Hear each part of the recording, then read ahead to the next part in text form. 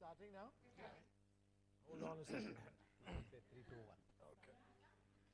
Okay.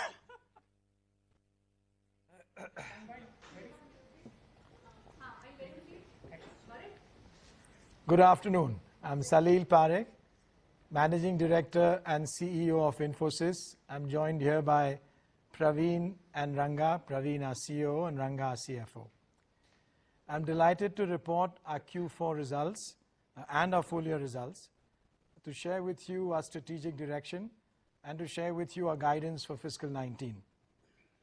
After that, I'll request Praveen and Ranga to share updates from operations and finance. In Q4, we had strong revenue growth, 9.2% in reported terms year on year for the quarter, and 1.8% quarter on quarter, again in reported terms.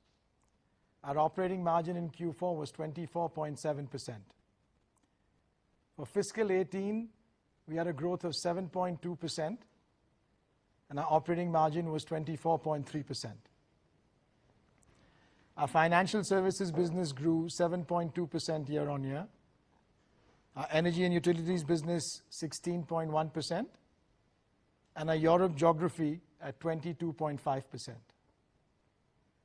These robust results demonstrate the underlying strength of our business, the commitment and trust of our clients, and the dedication of our employees. Now for some highlights from our strategic review and the updates that have come from all of the internal discussions. The strategic review was informed by discussions with clients, with our employees, with the leadership, and then through a review of the portfolio of all of our businesses. In fact, to share with you how our clients are looking at the world, the tech spend and the tech business, let me give you one example. Some weeks ago, I was with the CFO of a large US Fortune 50 company.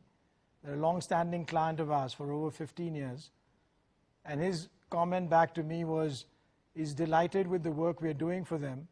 He has tremendous trust in our delivery and a tremendous respect for all of the work and understanding that we have of his technology landscape. And he was even delighted in the work that we're doing to help him go on his digital journey as we were navigating him through all of the changes he was making, whether it was on data or analytics, on cloud or on agile. Those were the sorts of discussions I've had with over 40 clients in the past few weeks, and that has really informed our strategy. Our strategy comprises of 4 pillars. The first, scaling our agile digital business. Today, our agile digital business is about $2.8 billion for fiscal 18. It's a business that's growing robustly in the quarter and for the full year. And it's a business that we want to invest in and now scale for the markets, clients, and opportunities ahead.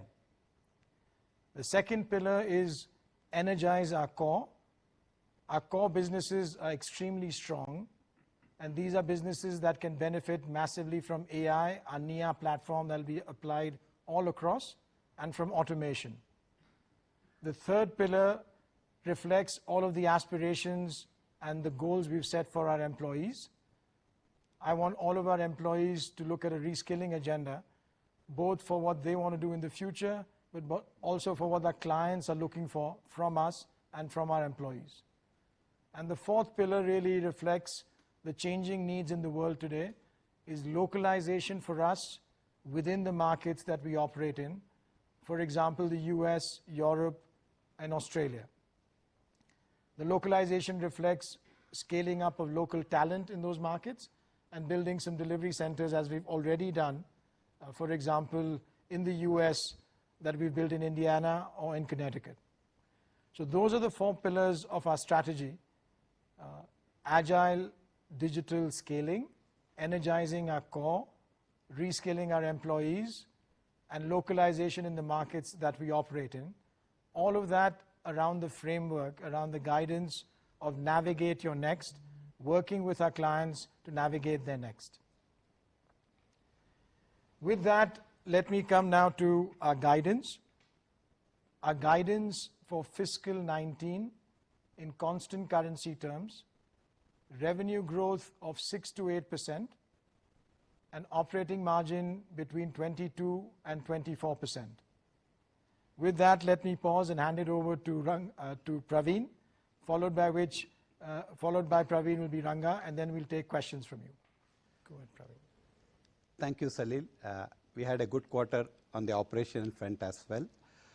Revenues from digital services increased to 26.8% in quarter 4, and for fiscal 18, it stood at 25.5%. During the quarter, we also saw 10 large deal wins, total TCV of $905 million. This is the highest quarterly TCV win in this particular year. Total TCV win for the year crossed $3 billion. The pipeline remains healthy.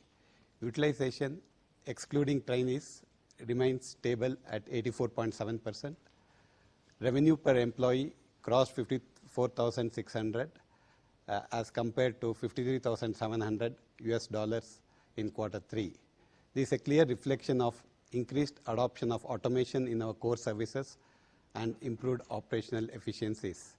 In fact, while revenues for the year grew by 7.2%, the employee headcount increased by only 1.9%. Volumes increased 1.1%, and price realization was steady, was flattish. Once again, a reflection of increased mix of newer services and digital services in our portfolio. Attrition increased to 16.6% as compared to 15.8% the previous quarter. However, the high performer attrition has come down dramatically and at 9.4%. We are also pleased to announce compensation revision for 85% of our employees starting April. For rest of the employees, primarily middle management and senior management, it will be effective July 1st. These for both on-site and offshore. Similar to last year, there will be much more focus on differentiation based on performance and contribution. Majority of the employees in India will get rises ranging from mid-single digit to high single digit. With this, I will pass on to Ranga. Thanks, Salil and Praveen. As Salil and Praveen mentioned, fiscal 18, we saw overall very good performance and most importantly, resilient performance. I'm going to talk about the margins, the cash flow generation, the capital allocation policy, and the dividends. In fiscal 18, our operating margins were very resilient at 24.3%. It was on the back of several operational efficiency measures that we undertook, plus productivity improvements. Talking about productivity, our revenue per employee crossed $54,500 in fiscal 18. It was a year-on-year increase of 6.3%. This is primarily on the back of the revenues growing at 7.2%, whereas the headcount grew just 1.9%. Our free cash flow during the year was very strong.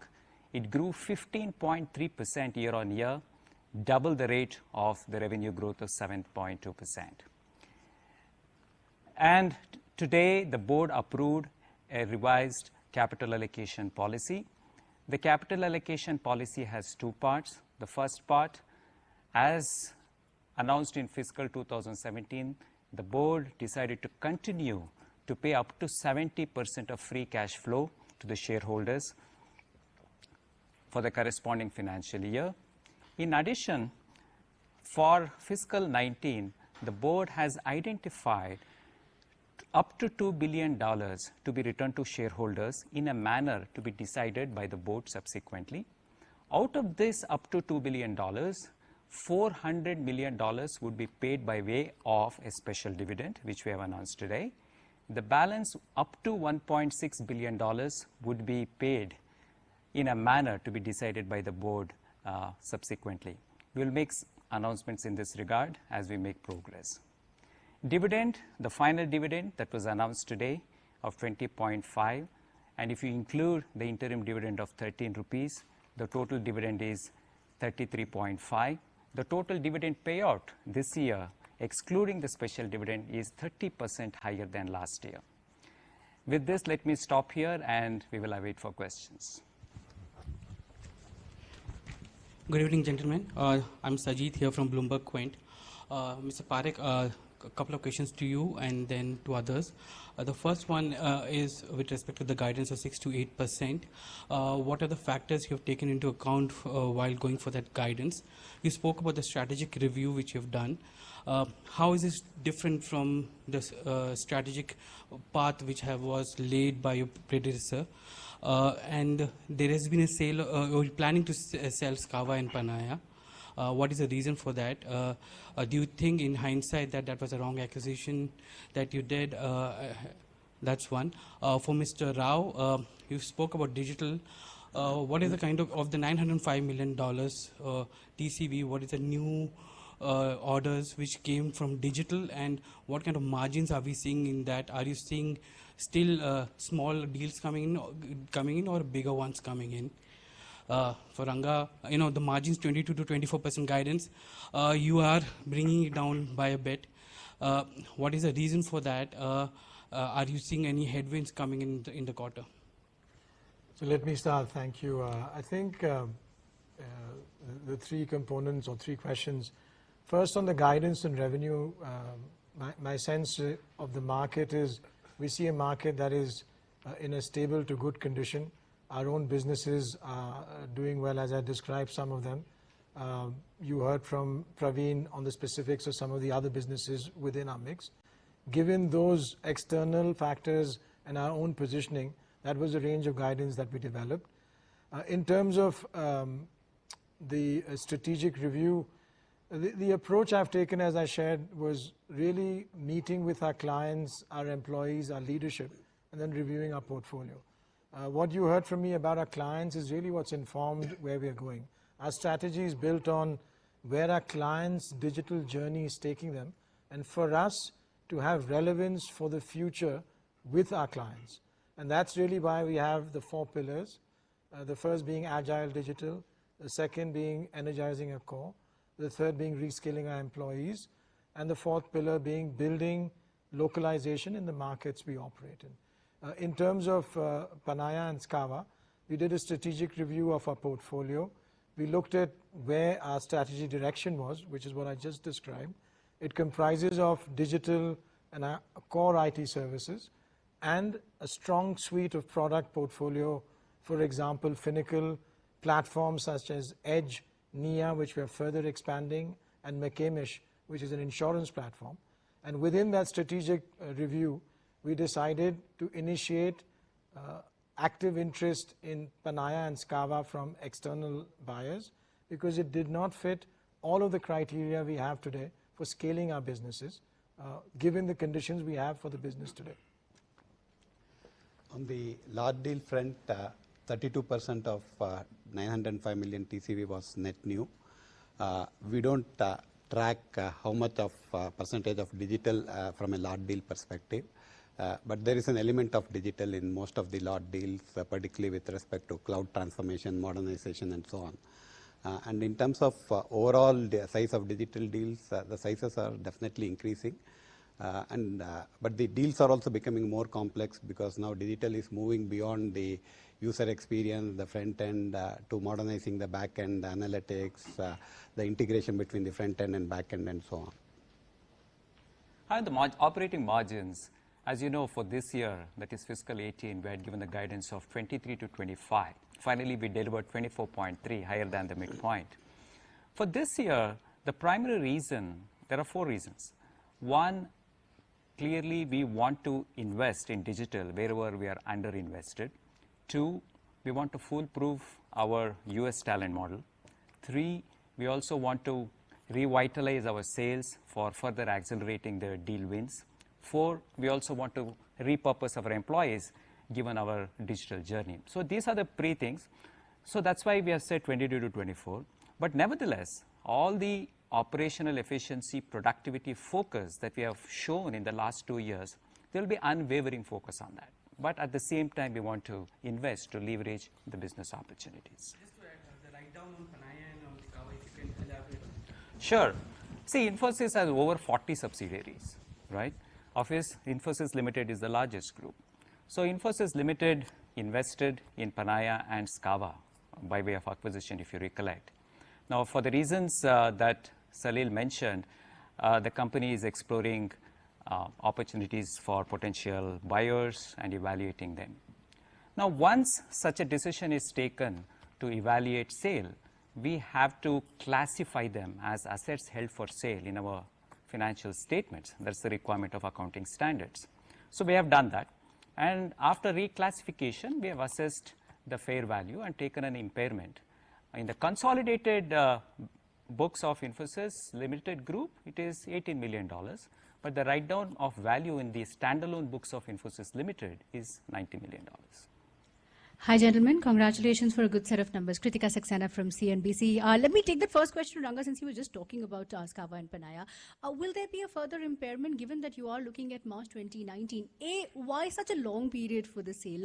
Are there any potential buyers that you have already identified? And I don't want to go into what has happened in the past, of course, but the fact is that a lot has been talked around Scava and Panaya. You bet big on Scava and Panaya. So what changed then? Are you admitting that it was perhaps a mistake to acquire these companies? What changed then? Salil, I want to understand the acquisition strategy from you as well now. There's a $75 million acquisition that has come in. It's largely around digital, creative, and consumer insights. So specifically in terms of acquisition, what are the areas going to be?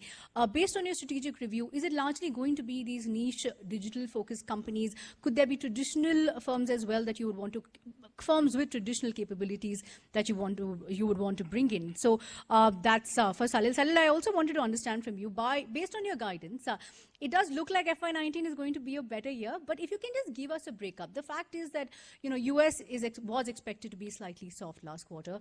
You were bullish on BFS, so I want to understand by when are you going to see that volatility in BFS reduce?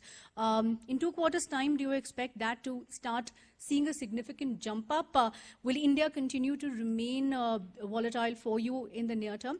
Praveen, a little understanding as far as the impact of the compensation is concerned. 80% already going to be given out, so remaining 85%. So remaining, by when would that come in terms of attrition as well? Is there, given the fact that Q4 is slightly weakish on attrition, I want to understand from you what's your outlook in terms of bringing that down further.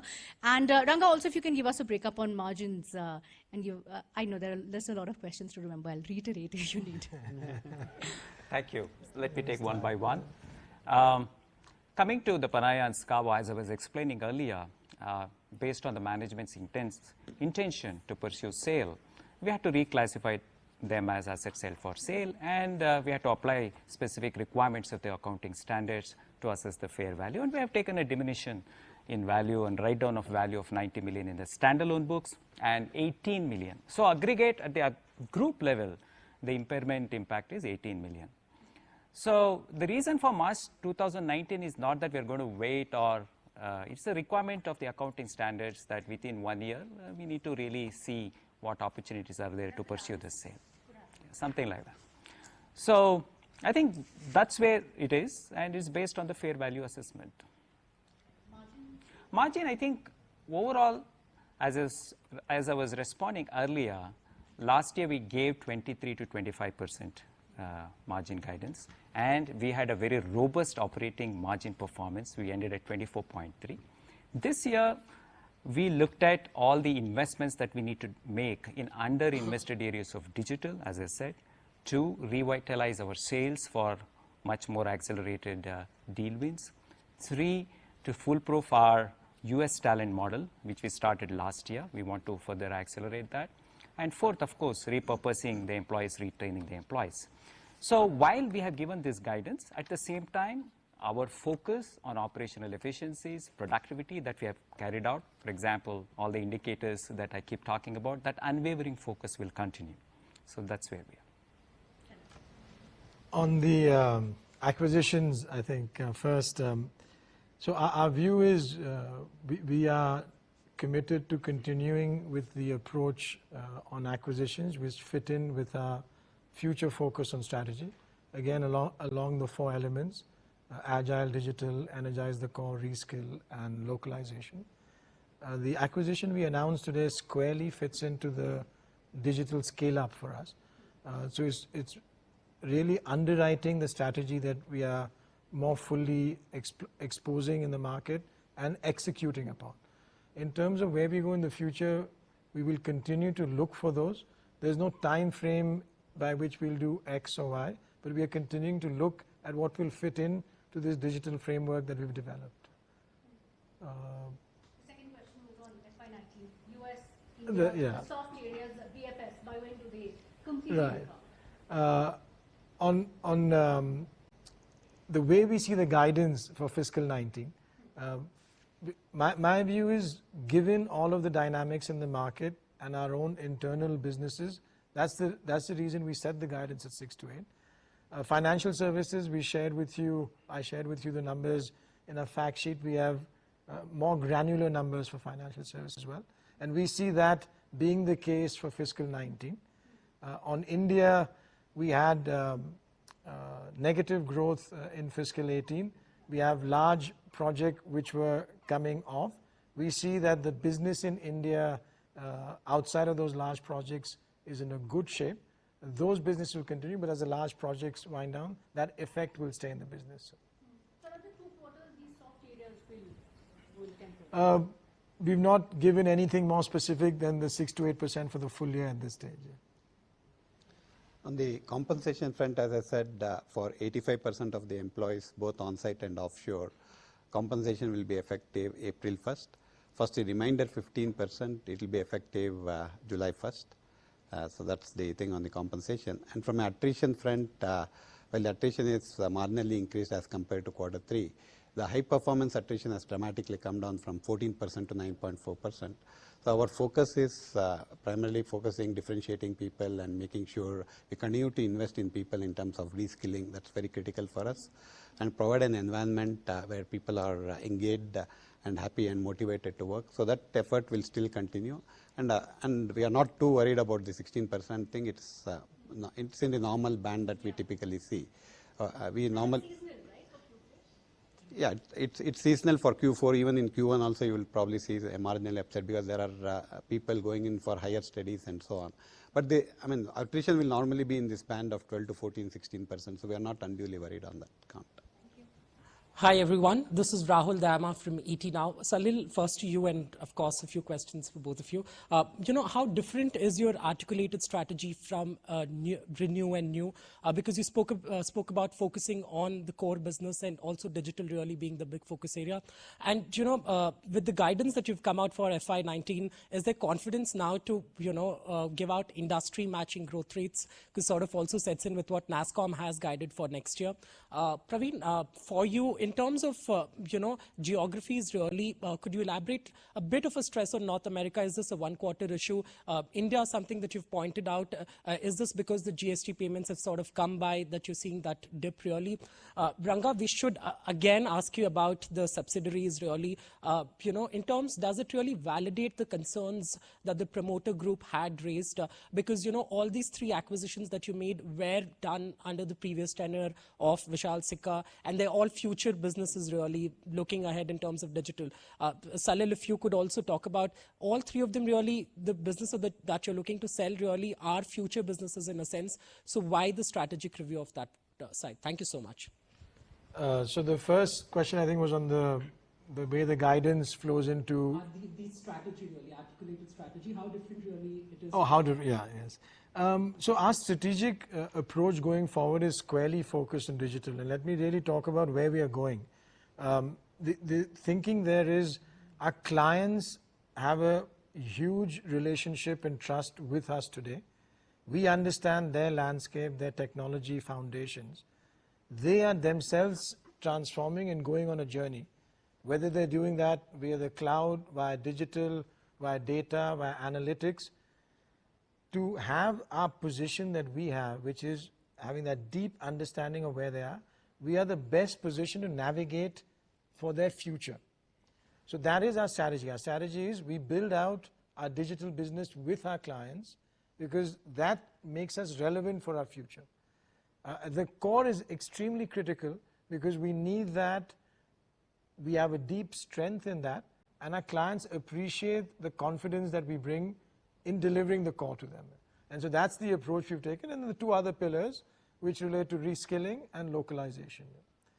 Then Second one was in the NASSCOM guidance in terms of matching right. industry growth Our rates. guidance is based on where we see the market today and where we see our own business, whether the business is across service lines or sectors or geographies. Given those two combinations is how we've set the guidance. So from a geography perspective, for the year, we have had tremendous growth in Europe. Even in the rest of the world, the growth has been higher than at Infosys level. North America has been soft, but there is no real macro trend per se.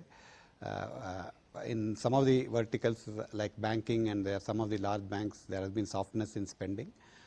So it's difficult to predict whether things will improve in the coming year. Our expectation is some of the spend should come back, given that there is less focus on regulatory stuff, and almost every client in every industry is focusing on changing the business versus running the business.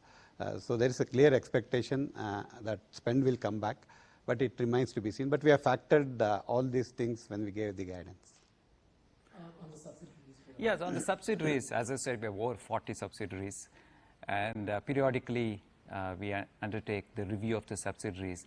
And as Salil said earlier, in this quarter, we undertook a strategic review of all our portfolio, all the services, platforms, products, to see where we need to accelerate our investment given our digital priorities, and where the alignment is not diminished in terms of the overall strategic direction that we have laid out.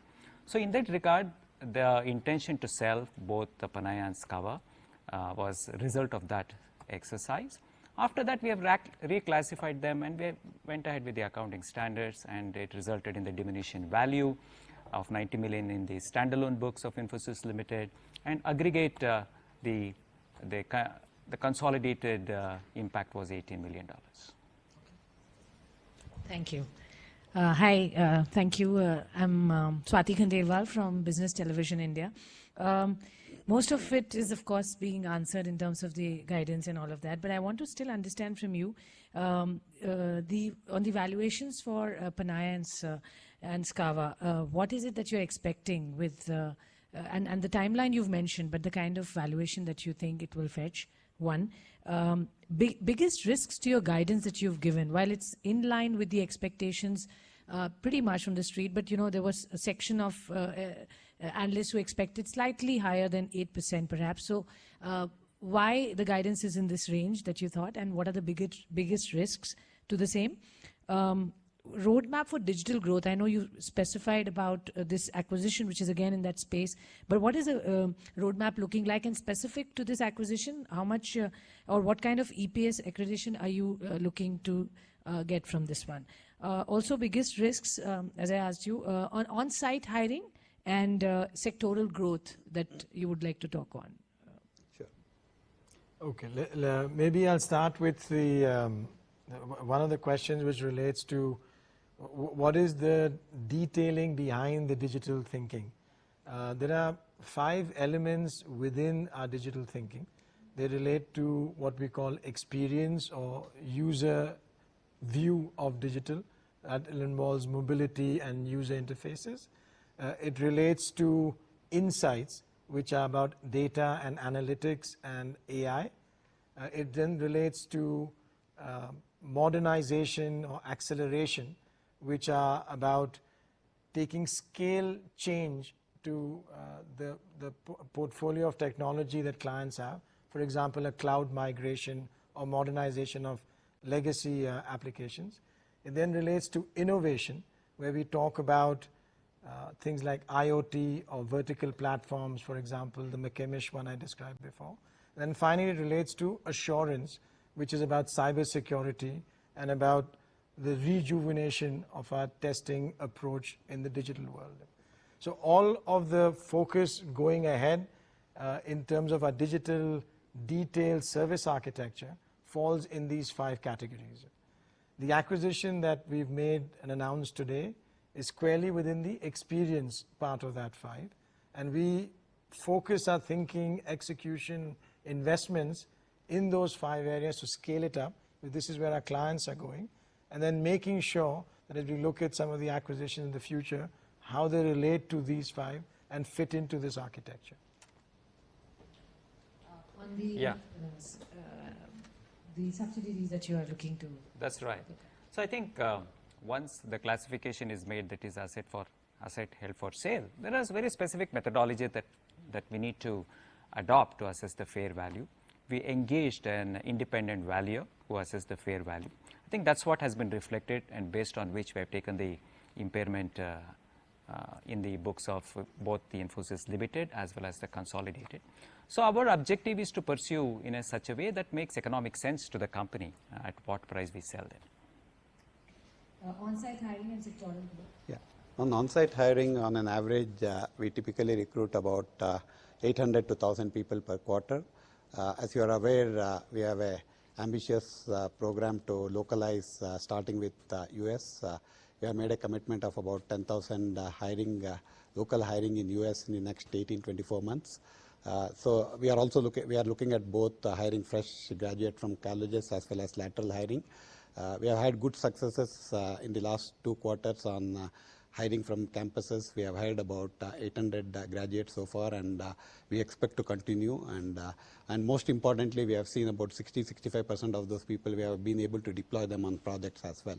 So the on-site hiring is going well, and we are fairly confident of meeting our commitment of about 10,000 plus people over the next 18-24 months. On the sectoral front, this year we have seen tremendous growth in insurance. We have seen tremendous growth in energy and utilities and in telecom space, whereas growth has been a bit muted in manufacturing and retail. Going forward, we continue to see strong growth in utilities, in energy, particularly with oil price stabilizing. We expect a lot more spend coming back in the energy space. We continue to see good momentum in telecom. BFSI to some extent was a bit of an aberration for us. If you consider the insurance as well on a constant currency basis, BFSI growth was similar to Infosys growth. But if you remove insurance and consider only BFS, the growth was much lower. But we have had an impact of last year. We had RBS, one of our clients, where we had to ramp down because one of the programs got cancelled. If you ignore that impact, if you normalize for the RBS impact, the growth of BFS also would have been similar to Infosys thing. What are the concerns or the risks that you see to the guidance that you've given? And why lower guidance? I mean, why could not it be higher than what you've given? Well, I think you're referring to the revenue guidance or the margin guidance? Yeah, revenue guidance. Revenue guidance, as Salil said, I think is always based on what we see at this point in time, based on the visibility. But challenges that you see in meeting that, I think if at all? whatever at this point in time we know and we could assess, we have already incorporated in those guidance. Okay. Because it's the last question, I would like to know, Salil, it's been 3 months that you took on, and a very interesting, challenging job in that sense. But how is it that that you've spotted, or any specific remarks that you would like to make on what you found was something that you'd like to change in the way the company worked on the strategy front? Actually, what I've discovered is something hugely positive. The loyalty we have from our clients, the trust that they have in us, and the delivery capability that I think we have and then the clients perceive we have is hugely positive. So I would look forward to actually expanding on that foundation and building this really great, agile digital future for the company. Thank you, Jaital. Wait, then. Elaborate on your capital allocation policy. Yeah. The thinking behind it, because from FY18 to FY19, there has been some changes. Nearly 20,000 crores you did last year in dividends. Can you take in the press conference perhaps? I'll We are just running short of time. answer And that one point. more, I would like to add one more. Raghav, also want to understand from you the innovation fund of 500 million that you have, since you've had a strategic review. Has any thinking gone behind the innovation fund that you have, given the fact that you were investing on new age businesses and startups out of that? Well, let me come to the capital allocation policy. I think our objective is always to give a capital allocation policy that is comprehensive and, most importantly, predictable. Predictability is important. So we have addressed this in 2 ways. One, we have clearly articulated that every year up to 70% of the free cash flow will be returned to shareholders in a particular manner. That is the new cash that is generated every year. Second part is we have also addressed how the current cash that is sitting on the balance sheet would be distributed to the shareholders. So coming to the second part, we have said that up to $2 billion would be returned to the shareholders in a manner that would be decided by the board. Out of that $2 billion, board has already decided that $400 million would be given as a special dividend immediately. The balance $1.6 billion would be decided in what manner to be returned to the shareholders at the appropriate time by the board. Is there an internal targets you have? We have to go for the press conference. We can take this. No, that 70% free cash flow is already there. I mean, that's very widely. Salil, on the innovation fund, since you... Innovation fund continues to be important for us. And in fact, last quarter also, this quarter also, we made one more investment. We enhanced our investment stake in a particular company. That's integral to our digital journey. So the $500 million fund that you kind of thought of still remains? Of course, that is earmarked always. Thank you, gentlemen. Thank you. Thank you very much.